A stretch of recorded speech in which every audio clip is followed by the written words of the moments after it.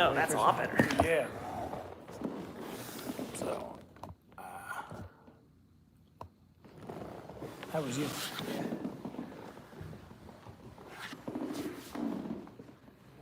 We can.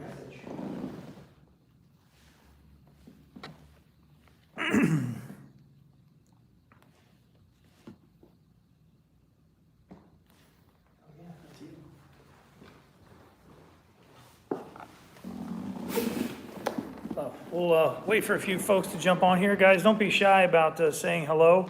We're broadcasting live on YouTube and on our Scottish Rite members-only Facebook page, so we'll try and do a good job of looking back and forth, but I can promise you we probably will not do a good job of looking back and forth. Brother Dale, good morning.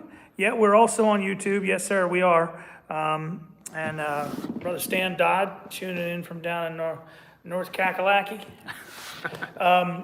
We're just going to give folks a few minutes to jump on here. We got a couple of places, and if you've got questions, please feel free to dial in. We're glad to answer as many questions as we want. And as always, if we don't know the answer, I personally will make something up. Chris is probably going to want to stick to facts because he's a historian, but I'm just a DJ, so I will make stuff up at random. No, all kidding aside, it's a big anniversary we're talking about. It's kind of a fun thing to do. Obviously, we're pushing to grow our YouTube channel, grow our Facebook offerings and things, and it's been a really great surprise over the last couple of weeks of how many brothers have dialed into what we've been doing on the YouTube channel. And if you missed it, guys, go to the Scottish Rite of Freemasonry SJ YouTube channel, and if you're watching on YouTube, thank you. Because we've been doing this video series following along Dan Brown's lost symbol, and Chris got in touch with me about 2 weeks ago and said, hey, I've got some info, you can jump in and help out. And obviously, Grand Lodge historian, great thing to have. The story takes place in Washington, so he's the guy to go to on these questions. So we've been having this ongoing dialogue about the Grand Lodge of DC. And before I promised everybody we'd talk about it at 11:30, so we're a smidge early on that. But how did you get to be the Grand Historian of the Grand Lodge of DC? Did you show up with a notebook and say, here, I know everything? Or how did that work? And by the way, Brother Chris Ruli, Grand Lodge of DC, Grand Historian, Grand Archivist, and Grand Historian, Grand Archivist for the Scottish Rite Valley of DC. Which is different. Yeah. So if you're not boots on the ground here in Washington, D.C., we're currently in the House of the Temple, and I'll show you that this is the council chamber where the Supreme Council meets and deliberates during the biennial session. That's sort of this national headquarters. Okay, Chris a second. Okay. This national headquarters, and so the local Washington, D.C. chapter actually has a separate building up the street. Great spot, and it's air conditioned, which is unlike here, unlike most areas of the House of the Temple. So, how did you end up in that role? I became a Freemason in DC. I'm originally from New Jersey, but I became a Freemason in DC. I honestly just fell into it. The archives of my lodge needed help, needed repair. Things were just sort of scattered around. The closet was a little funky, and so I just decided to jump in and start researching. And through that, I realized that there's a lot of cool history. There's a lot of good history. Absolutely. And quite frankly, there's not a lot of people talking about the history, which is kind of weird because DC is so Masonic. It's such a Masonic city. There's a lot of monuments and memorials and presidents and the White House and the Capitol. And so I started to get into it, and I've been doing this for about 5 years. Awesome. Yeah. Well, and how long have you been a Mason? About 5 years, 6 years? About 6, 7, yep. Awesome. Good for you. That's awesome. And history is one of the things that brought me. And so if you've got questions, we have a topic in mind. We're going to talk about the cornerstone of the White House. If you look on the YouTube channel, last week in conjunction with the Lost Symbol TV series, Chris and I discussed the cornerstone and the Masonic connections of the United States Capitol. I've got one coming up that we did that is about the architect of the Capitol. That should come out probably tomorrow. And then also we had some other discussions that we'll kind of release them a little at a time.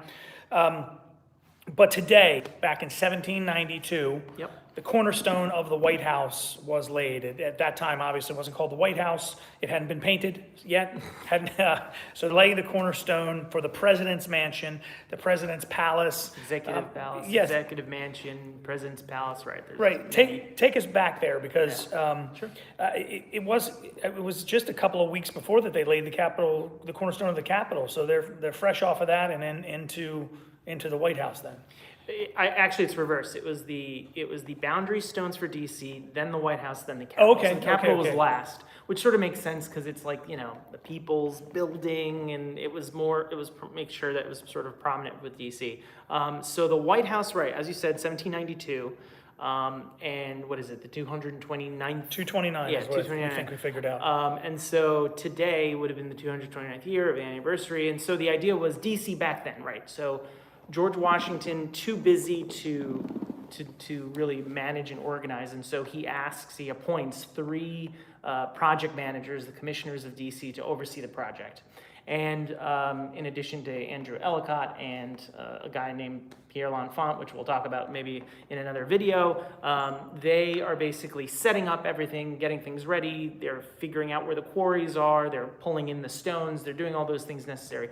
And then they also hire a guy named Colin Williamson to be the master mason, the guy who's actually in charge of setting up the foundation, the groundwork, getting all the stuff ready, hiring other people, really doing the labor, the intensive labor necessary for getting everything set up. And so in October, Williamson actually sets up, and they actually put spikes on the ground, and Washington is there when they do that initial setup of, okay, where is the president's house going to be? And so they set up spikes and around, and so Washington is there for that part. Then later on, though, he's actually not at the cornerstone ceremony for the White House, unfortunately. Williamson, sets everything up. They, I think a couple days before the event, they're prepping, they set the stone, and so they tap the Masonic Lodge in Georgetown at the time, and then eventually that lodge will sort of transfer over, become Potomac Lodge of DC, but at the time it was still Maryland, of course. And so they come from Georgetown. Everyone congregates to this tavern called Souter's Tavern. And Souter's Tavern is actually also the meeting hall for this Georgetown Lodge. And so it's the place where the commissioners are doing their business, their daily business. It's the place where George Washington goes and actually stays when he negotiates to purchase the land for the District of Columbia. So there's a lot of activity at Souter's. So it sort of makes sense why they would go to Souter's, start at Souter's for It was their local. It was their hangout. local. It was where everyone was going. Thomas Jefferson used to go there. In fact, I have an old letter from Thomas Jefferson to John Souter, who was the proprietor, saying, "Hey, thanks for the horse. I owe you money for it," because he was traveling back and forth from New York and Pennsylvania back to his place in Monticello. It's just the idea of somebody writing a thank you note for it. Thanks for the horse. Yeah, TJ. And I owe you some money, by the way. Yeah, clearly I didn't have cash on me. Like, Right. can we do this in credit? There's no ATM at that point. Those had not been built. And what the other thing about Souter's is apparently, as they were going through, Souter hired some support staff to help him run the business, and one of them was a young black man who was recommended to George Washington. Hey, you're looking for someone? Well, this guy that Souter has is fantastic, and so you should check that guy out and see if he needs a job. So again, there's a lot of history with Souter's Tavern. So on that day, October 13th, they all congregate to Souter's, and they all get assembled, and they're wearing the Masonic regalia. And who am I talking about? Well, the local Masons around.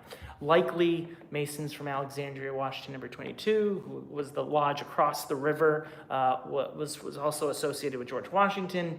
And so the master of the Georgetown Lodge, a guy named Peter Castanava, he was actually a Spanish immigrant, Catholic Spanish immigrant, came to the United States, spoke very little English or not so great English, just like me right now.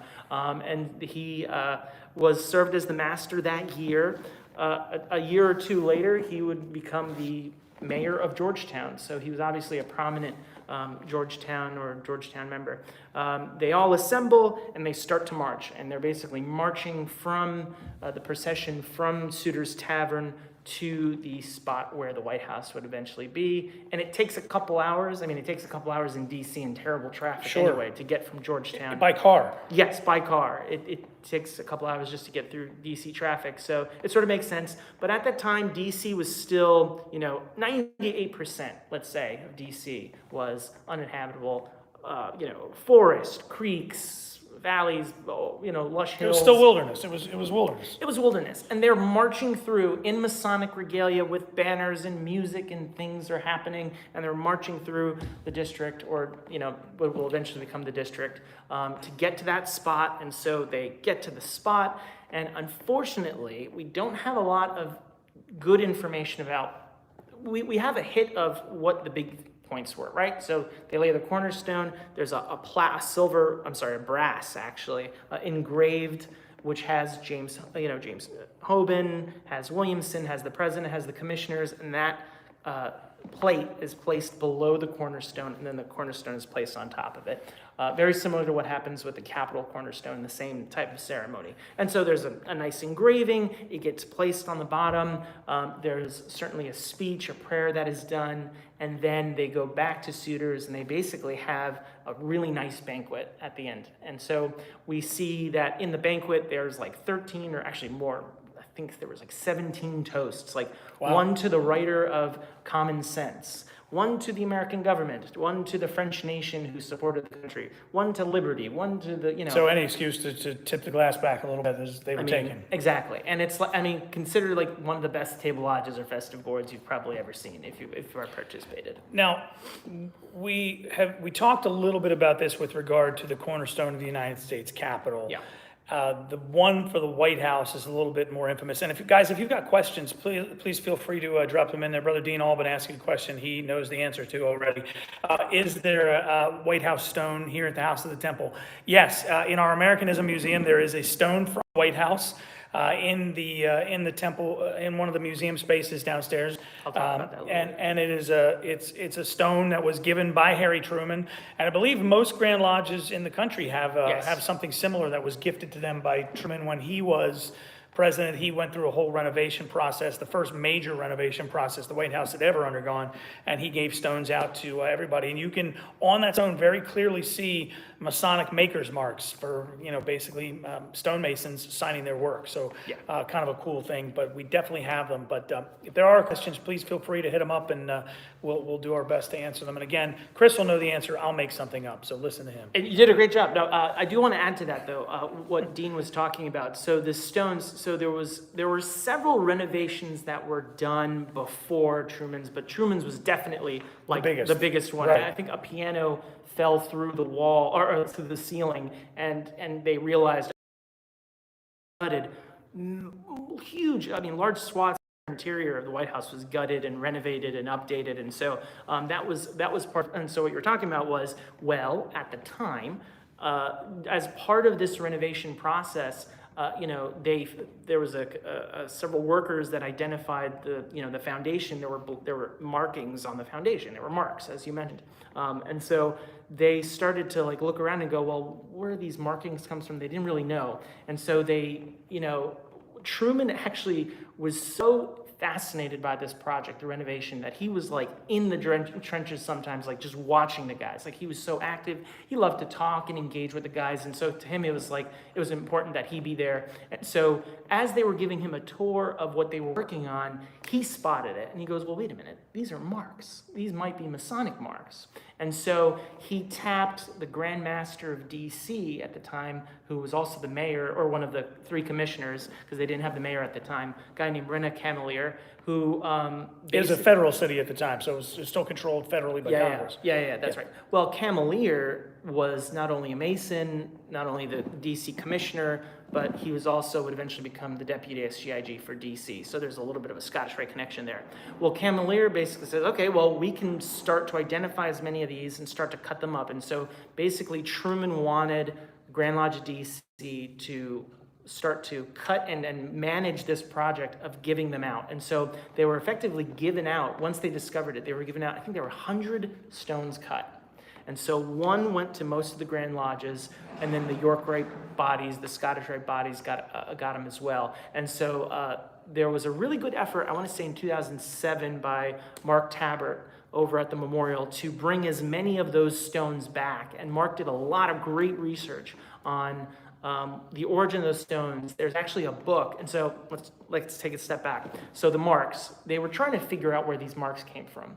Well, Mark Tabbert did a lot of good work on identifying that these stones came from stonemasons that were hired from those original 3 commissioners. Because at the time, we were looking for the project to build the District of Columbia was actually so like haphazardly constructed. These guys, the 3 commissioners that Washington appointed, were not construction folks. They were not construction. They were probably more project managers than they were architects. They didn't know city planning. They didn't know anything about carpentry. But never in the history of Washington, D.C., has not being qualified for a job prevented you from getting that job. Yes, I'm sorry. Yes, that's true. That's an aside. It just so happened that Washington Covers all political spectrums fairly. well, it just so happened that Washington knew these guys personally, and so he trusted their work, they trusted their effort. And so basically part of this project was, well, let's identify as many people as possible to come and serve as the guys who would cut the stone and do this work. So part of that was trying to find these folks. Some of them were not from the United States, and they found a lot. They found Masons and eventually a lodge, actually, of Masons, Journeyman Lodge in Scotland. And they were looking for relatively young guys who knew the work, who could actually travel to the United States, because again, this is a treacherous travel, and so they didn't necessarily were looking for people that were married, but they were looking for guys who can really cut it to get to the United States to get this work done. And in addition to that, of course, they hired lots of enslaved, well, they didn't hire, they brought in lots of enslaved people, and so Williamson was part of a larger group of people to train everyone, get them situated, and also deal with all these people, right? Because you've got, a Spanish mayor in D.C. who's laying the cornerstone, you've got James Hoban, who's Irish Catholic, you've got Colin Williamson, who's Scottish, and you've got this group of young Scotsmen who are coming here to lay the stone. You've got, English people in town, you've got Presbyterian people from different, religious and social. So this is a real melting pot, and the pot they Yes. are all melting in is, one, the Washington, D.C. area, but two, Freemasonry is sort of the thing that the common element among all these guys that allows them to have that that shared connection. So Absolutely. And so the idea is Freemasonry sort of served as the social aspect to it, as well as the thing that connected everyone to do the work, right? They knew that they were interested in this. They knew that they had the technical skills to perform this, but sometimes the language barrier was there. So you can actually meet, and one of the reasons why we have Federal Lodge number 1 was because James Hoban and Williamson and a couple of these guys who were all working down at the White House and the Capitol wanted a social thing to okay, after a rough day of work, you need to decompress and hang out and do something. They also wanted to form a Masonic lodge, and so they went to the Georgetown Lodge, which is a little interesting because they didn't go to the Grand Lodge, and they asked for a charter to be a branch of this lodge to meet down by the White House. And so they all came together, they had Masonic meetings there, and it was one of the things that actually brought them together. Now, why was I this is a little bit of a diatribe, but I went back, and so the idea is Mark Tabbert brought the book over with the Masonic marks. And so, yes, Truman was like, oh yeah, these are Masonic marks. And so we were able to match the marks with a journeyman's book that had the Masons marks on them. And so, in fact, you can actually see them in other parts of the city. There's actually I found a newspaper clipping with the DC Masonic mark that was found in a different location. So it's kind of cool that we know that this guy from Scotland came here, worked, and then went to a different spot, worked in that spot as well, because we have his mark. So it's truly a maker's mark in that he signed his work, and then we can take a look at who those guys are. That's a very fascinating thread of history. And again, if you do come to the house, visit with your Grand Lodge, you can take a look at those stones and see those maker's marks. We talked a little bit about those nasty, scary Masons stealing the cornerstone of the Capitol last week. We don't really think that happened. What we think happened is it just isn't really where we thought it was. And, it's been 200 years and, we're bad record keepers for the most part. Right. The White House Cornerstone is another one where they're conspiracy theories. And in fact, the History Channel did an entire television show on the cornerstone of the White House. Our friend Brad Meltzer, who's an author, he did a television show on looking for this cornerstone of the White House. And as you said, it's a stone there's a metal plaque underneath of it. Yep. And they just can't find it. They haven't seen it since the day it was laid. I mean, this is not a ceremonial cornerstone. And the House of the Temple here, right, in fact, to my right on the outside of the building, there's a ceremonial cornerstone, and it's got, the names, the dates, and all those important details on it. And in some cornerstones, they're hollow, and then you put things in there, they become a time capsule. Yep. This was not that. This was the actual cornerstone, the actual stone upon which the rest of the building was built. It was a real cornerstone. So it's in the dirt and the muck and the mud. Right. It's not all that shocking, we can't find it, but do you have any other information that says maybe somebody grabbed it, or God knows? No, I think they were actually doing like, what do you call it, metal detecting. They were detecting, they were trying to find, because the plate being brass, they said, okay, well, we can try to sort of maybe figure it out as they're doing it. And so the article suggests that they found something.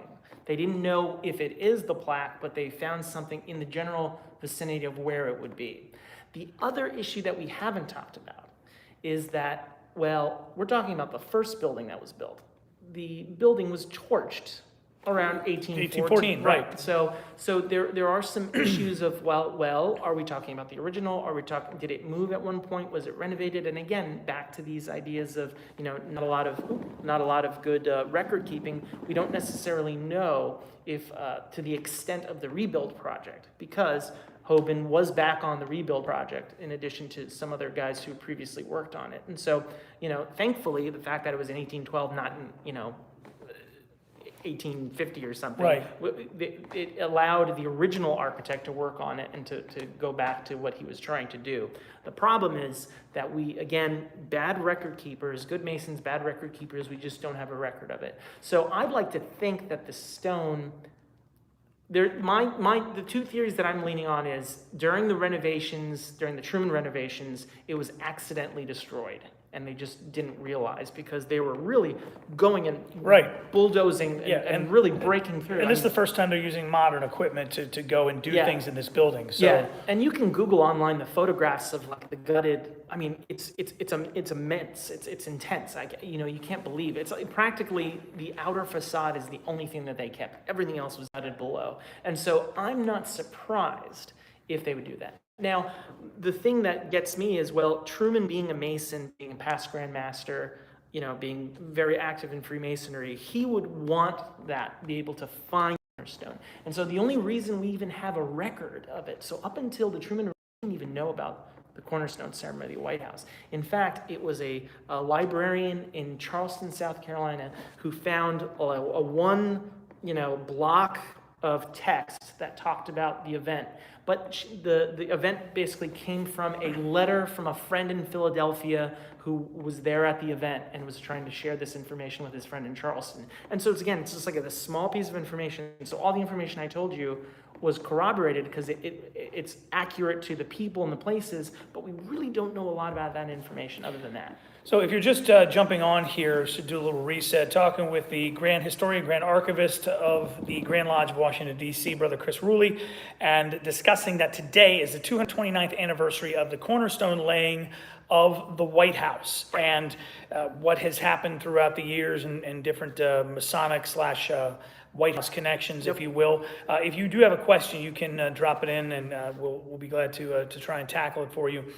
One of the things that I think most folks can't wrap their head around is what you said about, and I think it's the same idea as the cornerstone, is that when we picture people marching in procession to lay a cornerstone somewhere in full regalia, they were in full regalia, but like you said, this is all, there's not a road that they're walking on necessarily. They're kind of traipsing through the woods and arriving at a bare bones site that has just barely been cleared. Right.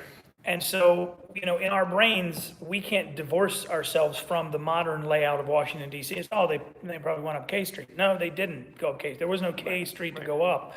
And similarly, they didn't lay a ceremonial cornerstone. This was the actual cornerstone that was in the door. Right. Our conception of it, I think, confuses our understanding because we can't envision Washington, D.C. without all the stuff. You just can't. Yeah. It's just hard. I mean, Yeah, absolutely. I think and it's not like there's pictures to back it up. I saw a picture, and in fact, on our Facebook page, I put up a picture of the White House. I think it was from the late 1860s. Has to be one of the first photographs of the White House taken, and it's so different from the modern layout of it that you look Right. at it and you're like, you almost can't believe that it's the actual White House. You're like, this is something else. Yeah. They're saying it's the Yeah, way, yeah. it's not that. Yeah. Because it's it's so cemented in your mind as to what it is today. Right. Well, one of the things that, if sometimes you go online and you see old photographs, like as you mentioned, of the National Mall, where it was all trees. It looked like Central Park in New York, where it's just a huge thing of trees. And, there was some commentary of like, oh, why did we take the trees down? Why did we take the trees down? Well, it sort of served different purposes over time, but like, you got to realize the Capitol dome, the dome of the Capitol was not completed until the 1860s during the Civil War. And so people don't realize that for 60 plus years, 70 years, the congressmen and the senators and the folks who are actually going to the district to go and operate and work in the Capitol would for 60 years never actually see the Capitol completed. The District of Columbia was constantly in a change and a momentum. It was never like, in 10 years, we're gonna get this all done and that's it. It was constantly being worked on and, the roads, there's so many articles and like, journal entries like, Lincoln and Grant would always comment about the terrible way the roads were set up, especially during rain or, in the hot season, where it's just like, oh my God, why would anyone want to go and stay in DC during this process? I know I'm ready.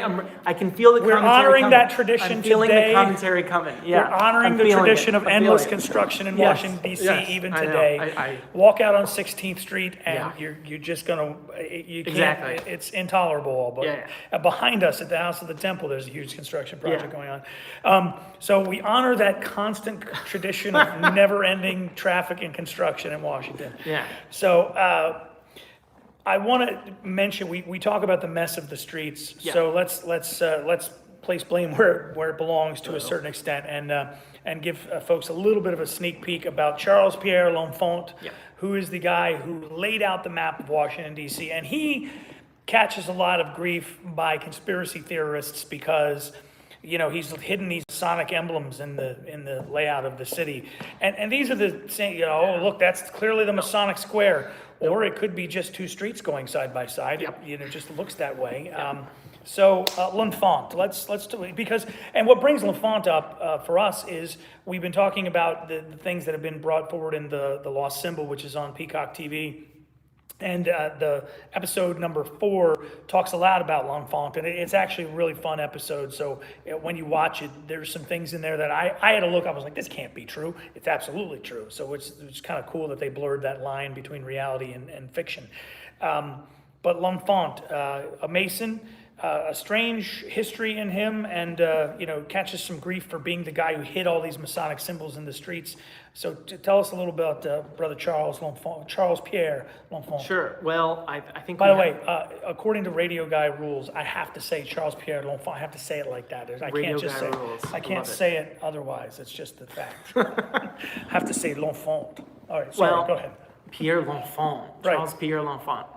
So L'Enfant has a weird relationship with the formation of the District of Columbia because it isn't a clear cut, like he came in, he did this, everyone thought this was fantastic, and he, left prized and, a national hero.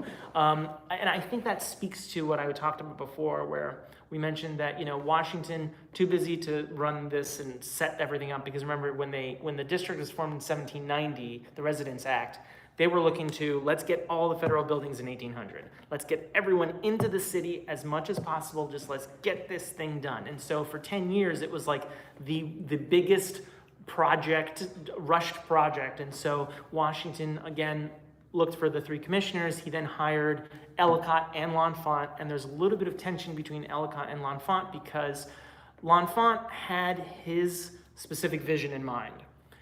To him, Washington hired him this is the way we're going to go. And the commissioners and him would often, sort of get into it later on in their relationship because they were trying to get everything set up. And L'Enfant was like, okay, well, I want to do it in my way, the way that I want to do it. Here's the way that we're setting this up. And so he actually catches some grief with the commissioners because they're looking for an engraving of Washington City, what would the federal city look like. And so he does not deliver that engraving to the commissioners at the time.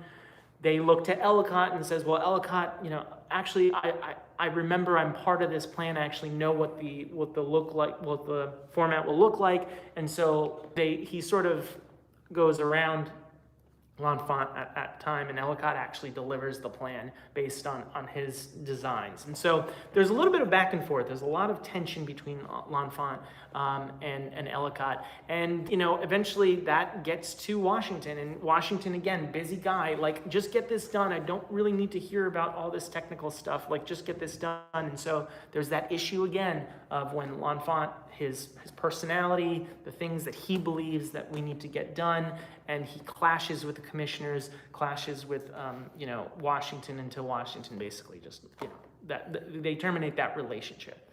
And that actually happens in a couple instances. So as I mentioned before, this guy named Colin Williamson, who was in charge of the Capitol building. It's really funny, and I absolutely love hearing people talking about, oh, there's a basement in the Capitol. Well, guess what? Colin Williamson forgot to put a basement in the Capitol, and he was fired for that job by Washington because he set up the stone slab, but without doing it the way that Washington originally thought about it. Can you imagine that conversation? Washington rolls up on horseback, hops off. He goes, "Oh, this looks great, man. Good job here. So, where's the door to the basement? What basement? Yeah. Didn't you put in a club basement?" I asked for a club. We're gonna put the pool tables down there. And you're the guy who fails Washington. Yeah. I don't want to be that guy. There are numerous letters from Williamson just ripping his Mason friend, the master of his lodge, James Hoban, because they're going back and forth like, well, I demand to be paid. I did what I was asked to do. And the commissioner's like, actually, you didn't, which is the reason why you were let go from this job. And so again, there's a lot of this back and forth through letters that you can find online that are fantastic, and through the records of the DC Historical Society as well. That's where I pulled some of this stuff of like, this was not a super coordinated plan. The District of Columbia, there were so many things that fell into place that we were so fortunate it happened, but there was just not a lot of stuff. And those first couple decades were really, really difficult. And Pierre L'Enfant, as a part of it, dies practically penniless. Yeah, he left behind $46 in the show. They discussed this. He left behind $46 worth of trinkets, basically. Effectively, yeah. Now, interesting stuff associated with it's part of the story, which it makes for really telling. Yeah. So again, if you haven't seen it, go check that out. Yeah. But the question we have to address, and on our YouTube page, which is totally public, and our Facebook page, which is some members only stuff, do we really believe that there are Masonic? And I've talked to Art DeHoyas, Brent Morris, Grand Commander. I've talked to as many people as I can about this same question. Mm-hmm. Do we really believe that anybody hid Masonic symbols in the map to Washington, D.C. or New York or anywhere really? I'll give you two examples why I don't think that's right. Okay. Number one, look at all the old newspapers. So if you're interested in history or a historian, go back, as I did, through all the old newspapers. Find me one specific instance, and I have a challenge for anyone that does, I will buy them lunch.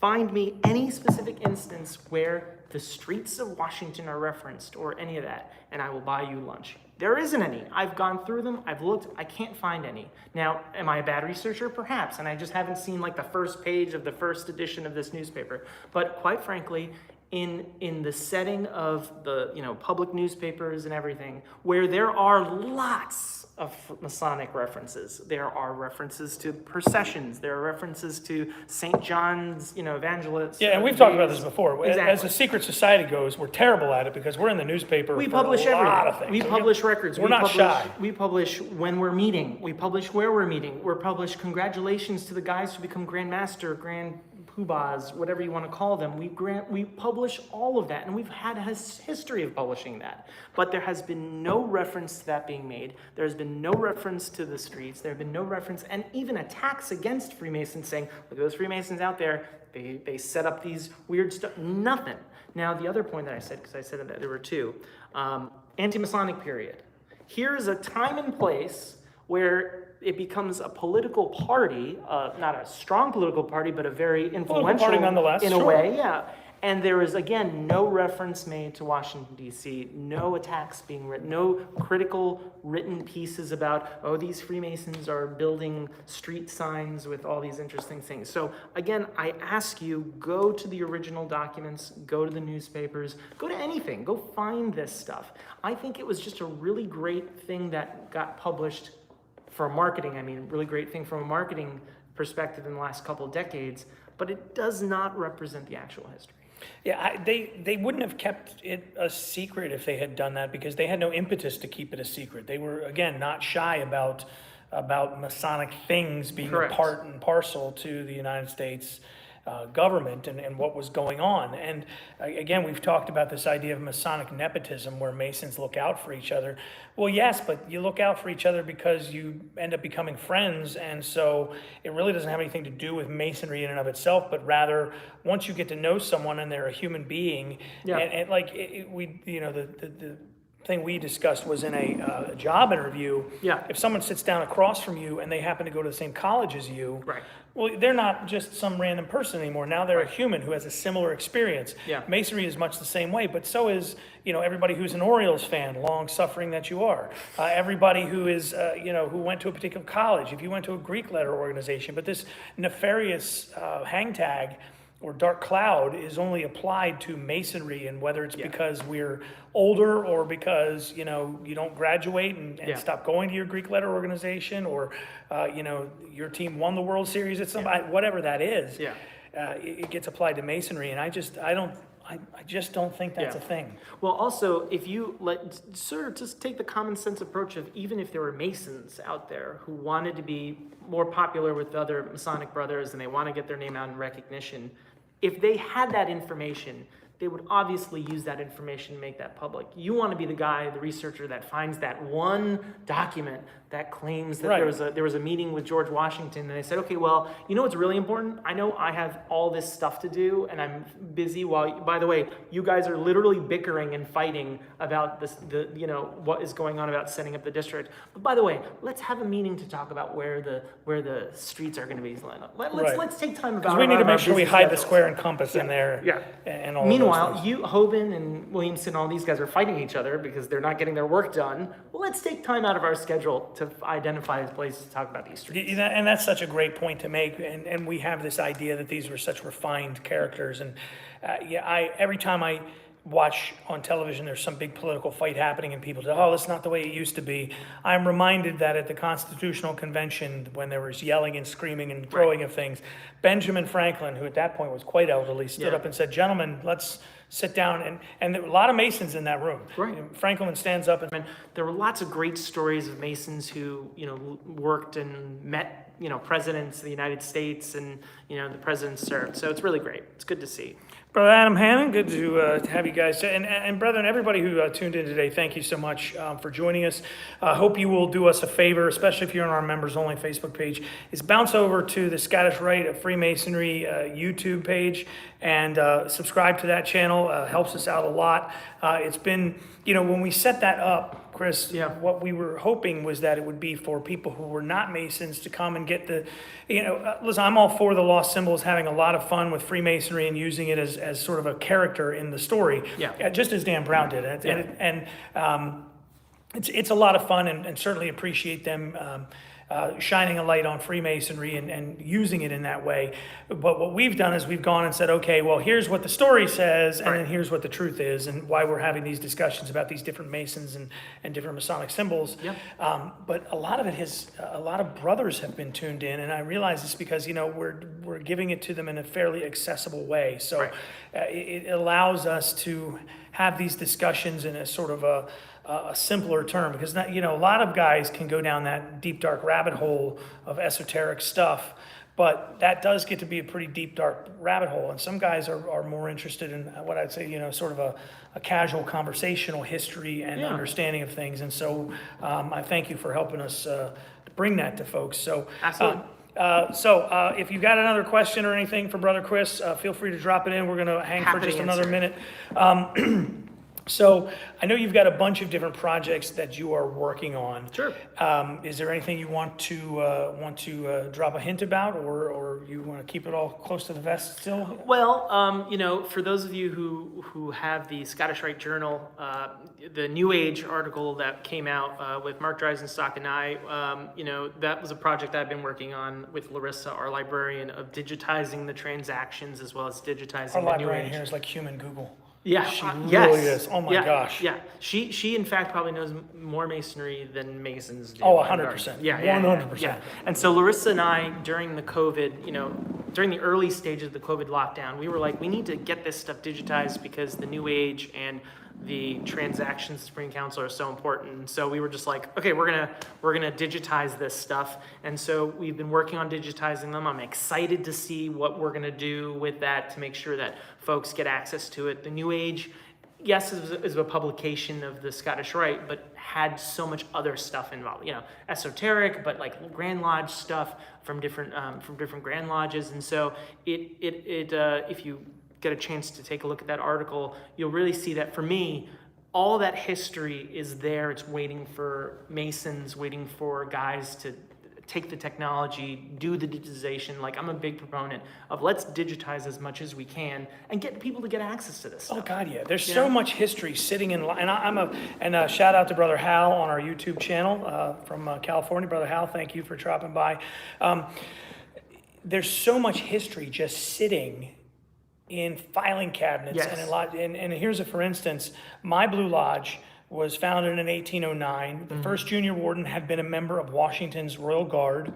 And, we've got all those handwritten minutes and notes and the handwritten bylaws and things like that. And they're sitting in a filing cabinet. And who knows what little treasures are in there that we're discovering. During the pandemic, I did a little bit of a dive and found some really interesting connections between our lodge and a brother from our lodge who had gone to Richmond and died in an accident, and the brothers from the Richmond lodge brought him back to our lodge. Wow. And so there's all these little nuggets of history that are just sitting in a secretary's desk or a filing cabinet. If we can get those and get them digitized and make them available, it's a wonderful thing. So there is a certain Grand Commander that we are aware of that was a member in DC, a Mason in DC.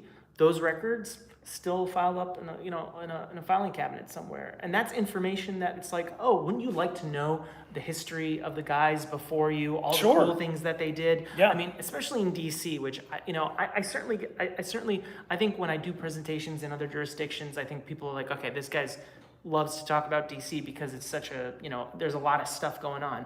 But here's the example that you just gave about George Washington. It was just a nice connection. Like, here's a guy that went through the same lodge as you, that got the degrees the same as you, and he had a nice connection. And I think that we sort of lose out when we focus, I'm going to say this, I think when we focus so much on esoteric, and if we sort of just leave the history records and the books kept in a filing cabinet, we miss out on those other rich conversations. How many presentations do we have to do on the Ouroboros?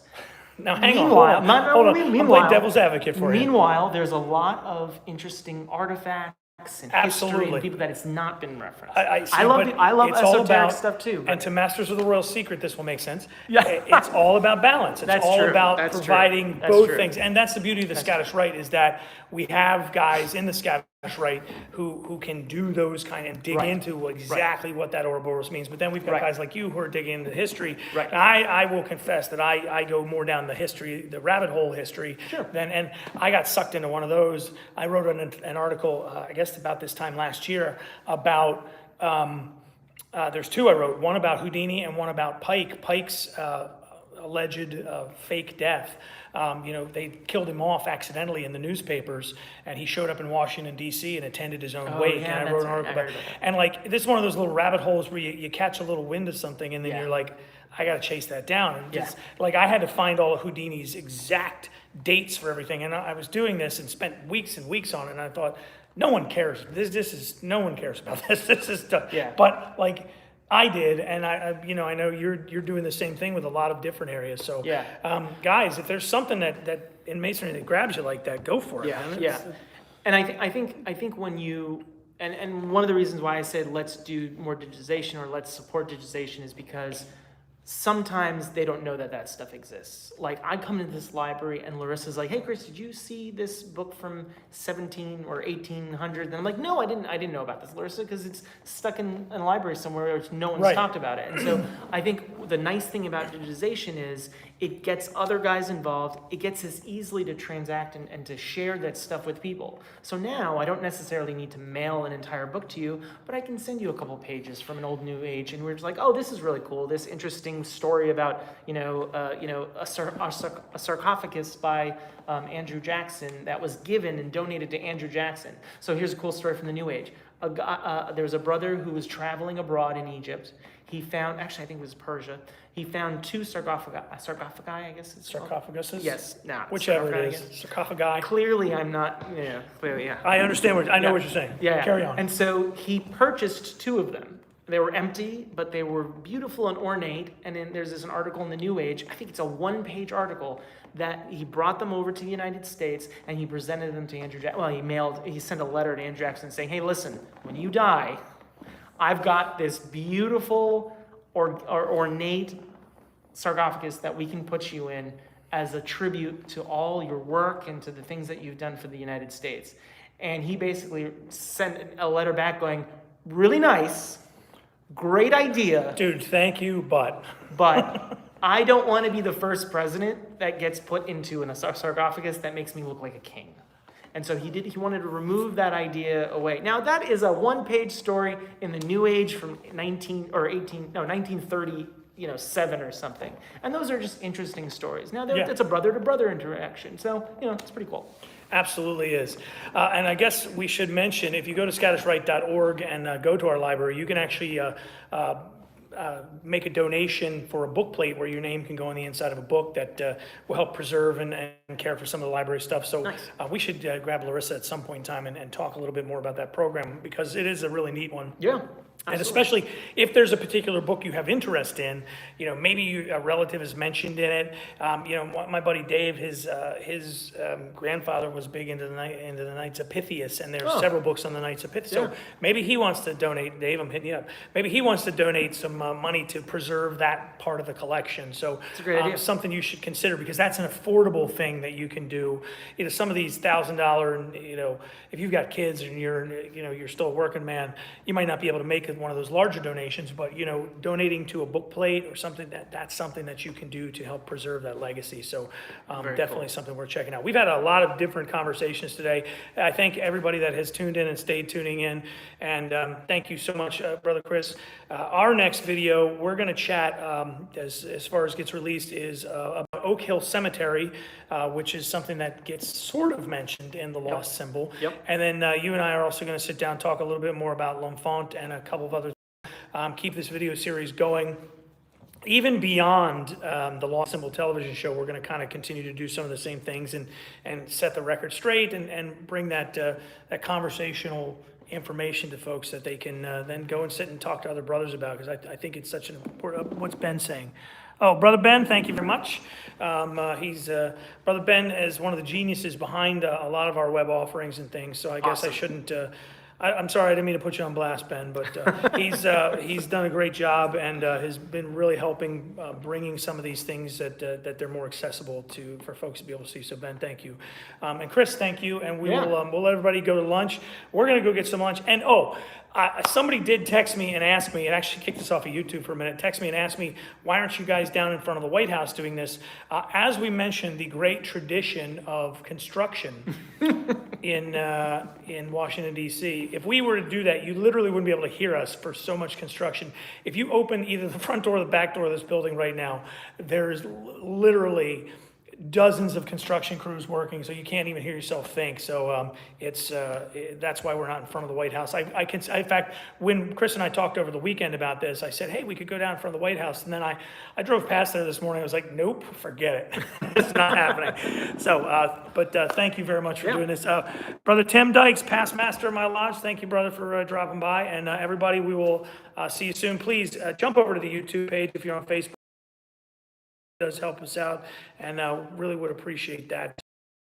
Let's grab some lunch. Cool, thanks. See you guys. Go to lunch, Bye, everybody. guys.